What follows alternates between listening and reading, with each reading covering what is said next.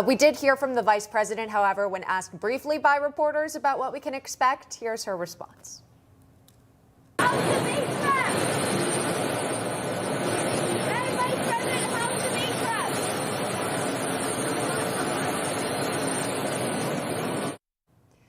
Okay, so very brief as we hear from the vice president. Look, the former president will have a chance to confront her, actually, face to face for the first time here. Based on what you all have seen so far and noticed in these weeks since she became the nominee, what is the most important thing the Trump team is going to highlight on Tuesday?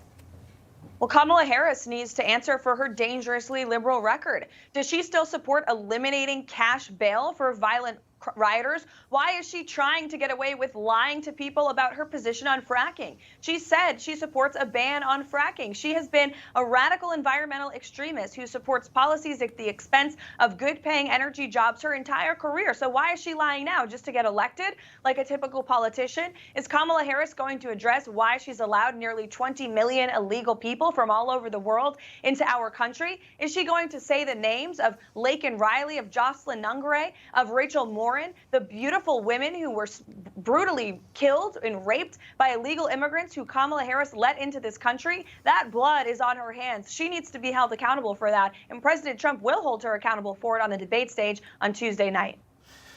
Just wanted to ask you, too, about Bidenomics. The president will be in Wisconsin today delivering remarks essentially on the economy and accomplishments by his administration. But based on our reporting, Bidenomics, or at least that coined term, has yet to be used.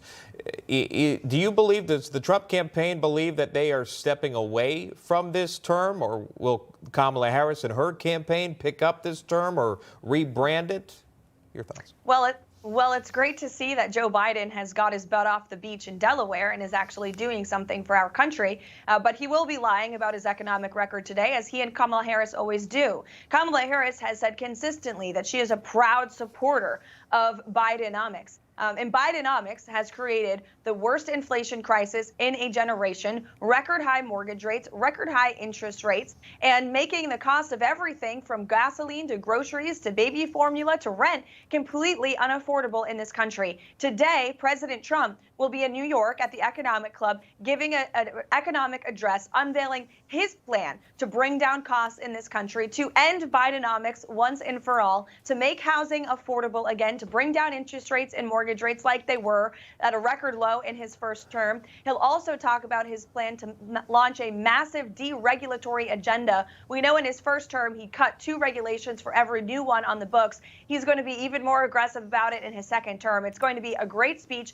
with real solutions about how to bring down the cost of living in this country. Kamala Harris can't be trusted to do it. She's been a co-sponsor and supporter of Bidenomics over the past 4 years. Before you go, I just wanted to switch topics, if I can. A very serious subject, a deadly high school shooting in Georgia. I'm sure you're aware of that, where 4 were killed, 9 were injured. The suspect is in custody. I know that former President Trump put out a statement based on this. Again, a very tragic event that unfolded.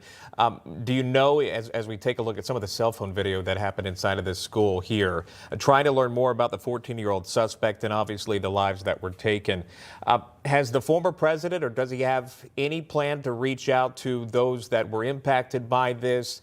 Is there any other response from the Trump campaign, again, on this deadly high school shooting in Georgia, Karoline? Yeah, our response at this moment, Sean, is that our hearts are with the victims, the loved ones, the law enforcement who were on the front lines responding to this tragedy, a heinous monster who took the lives of these young children. It's terrible. It shouldn't happen in this country. And that's our message today. I have no update as to President Trump and his correspondence with these families at this point in time. But our hearts are certainly with the people who are grieving in Georgia today. Just devastating. Our prayers are with them, too. Karoline Leavitt taking the time with us this morning. Thank you, Karoline. We do appreciate it. Thank you.